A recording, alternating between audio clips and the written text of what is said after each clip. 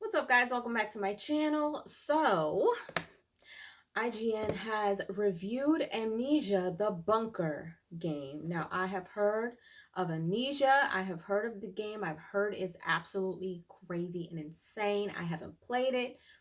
I'm interested, though. I'm interested. Let me know if you guys have played it. But anyway, I want to hear what they have to say. This is their review. Let's check it out.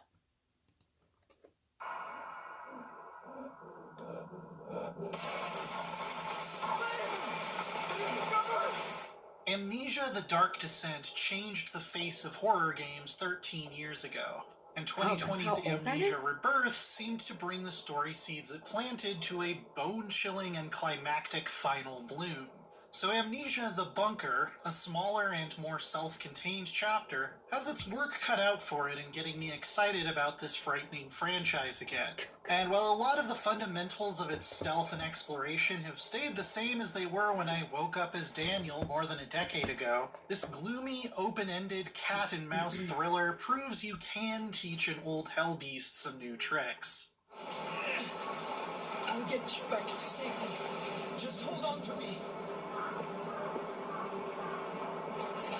Set in a dim, doomed World War I bunker in 1916, we take on the role of a French soldier who's wounded in battle, and wakes to find the exits destroyed and nearly all of his comrades in arms slaughtered by something lurking in the dark. The first and biggest shake-up to the usual Amnesia routine is that the entire bunker, which feels bigger than it looks on paper, is available to explore from fairly early on. Wow. Similar to Metroid or Resident Evil, you'll have to track down a small arsenal of tools to access certain areas and progress the story, but you're given very little direction in terms of where to go next. Okay. This helps to build tension, because every expedition out of the lamp-lit central safe room is a drain on your very limited resources, and probably your resolve too. Whereas most enemies in other Amnesia games are scripted to patrol a specific area in a specific way, the bunker takes a refreshing page out of Alien Isolation's book and features a single, ever-present threat called the Stalker that lives behind the walls and above the ceilings of your concrete prison. It's attracted to noise, which can be anything from running to firing off a weapon to using your hand-cranked flashlight. The fact that its behavior is somewhat unpredictable dials up the dread and adds some much-needed dynamism. And you'll know when you've gotten its attention by scraping and growling that use effective sound design to further fuel your paranoia.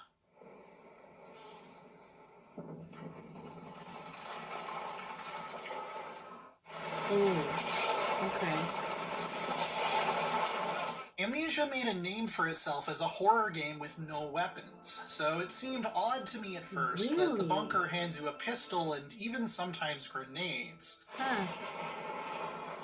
But the joke was really on me, as these can, at best, make the stalker leave you alone for a few minutes. Munitions are situationally useful, but ultimately end up making the foe even scarier. After all, what's worse, a monster you can't fight at all, or one you've seen take a bullet to the face and merely get a bit annoyed?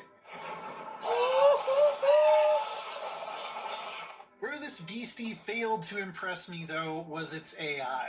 The alien in Isolation would slowly learn more about you the more times you encountered it, especially if you had a go-to strategy like hiding in lockers. The stalker, sadly, doesn't seem nearly as savvy. On the default difficulty, in almost all cases, I could simply crouch under a table and it would never find me, even if I was practically breathing on its ankles. Figuring that out deflates a good bit of the tension the bunker worked so hard to build. Luckily, it has another clever way of making you sweat even if you're an expert at hiding.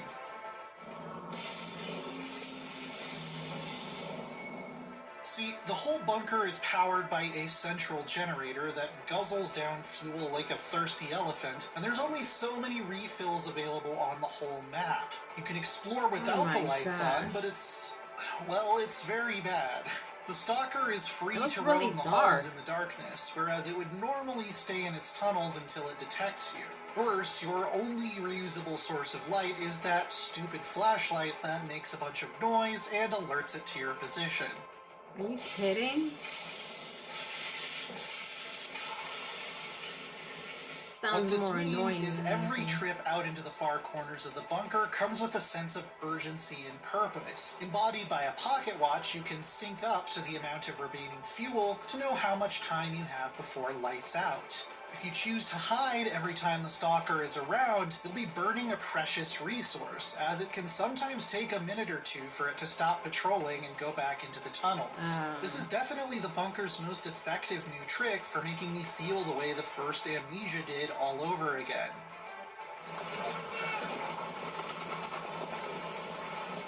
The story is a relatively simple one, especially compared to the interdimensional cosmic nightmare that was Rebirth. A timeline of events slowly comes into focus, as you find notes written by the various enlisted men and officers who once called this box a home away from home. There is a fairly clever twist toward the end that managed to subvert my expectations as an Amnesia veteran. Whereas the past games have largely been about remembering and coming to terms with your character's sins, that's merely a prelude to what the bunker actually has in store. There are certainly some little peeks into the larger Amnesia universe, but I found it refreshing how much smaller and more self-contained this tale is. If you did play Rebirth, you'll be rewarded by understanding the context behind some of the weirder stuff that shows up. And if you didn't, you'll get to be surprised and perplexed by these moments in a way I wasn't. Then you should probably go play Rebirth so you can understand what was actually going on. I found the ending itself extremely predictable though. If you think about what you're doing throughout the bunker for even a second, I imagine most people will be aware of what escape would actually mean this whole time. But it is still effective, reminding us that we as humans can create horrors far worse than any writer's most eldritch imaginings. And knowing where it's going certainly doesn't spoil the journey. As a final little twist, a lot of stuff in the bunker, including the monster's behavior, locker codes, and the location of some key items, are semi-randomized on every playthrough. This is supposed to keep things interesting if you decide to replay it. I didn't feel like there were especially compelling reasons to do so, but it's nice to know that if I ever get the itch, that I won't just be speed running through the same route again.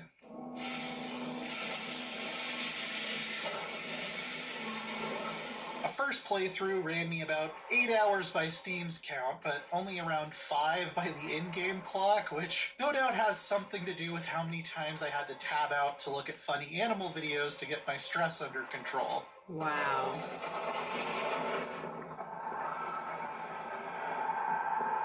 There's also one irritating little technical issue. When transitioning between areas, the screen hangs as it loads in, sometimes for up to a few seconds, and even when installed on a fast SSD.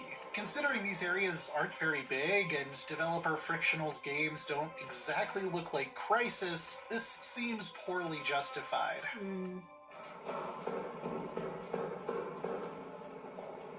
I can't say Amnesia is still a groundbreaking horror franchise like it was at the beginning. The larger story it was building has already been played out with Rebirth, but Amnesia the Bunker proves that smaller anthology-style episodes within its universe can still bring the tension and scares. And Frictional's bag of tricks is far from exhausted when it comes to getting our hearts pounding and making us carefully consider how to use the limited tools available to us. It's not an unmissable experience, but as an Amnesia fan, it definitely sated my appetite for some gut-churning horror and moody, bleak storytelling. If you're still not ready to get out of hell, check out our reviews of Diablo 4 and Gollum. And for everything else, keep it right here on IGN. Okay. I didn't expect them to give it an 8, because just based off of how he explained it. But you know, you guys know, like, I don't get into the technicals of games and things like that. I go into that stuff with just a fan. But I didn't know that this game initially was like you have no weapons. That kind of sounds like Outlast. There's no comparison, but I'm saying all you had was that darn camera.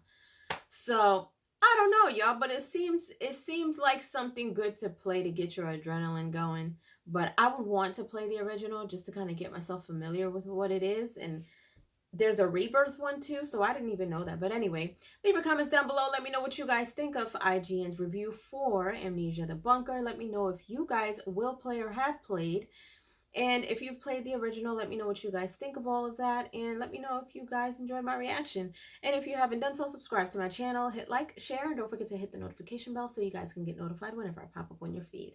I'll see you guys later. Toodles!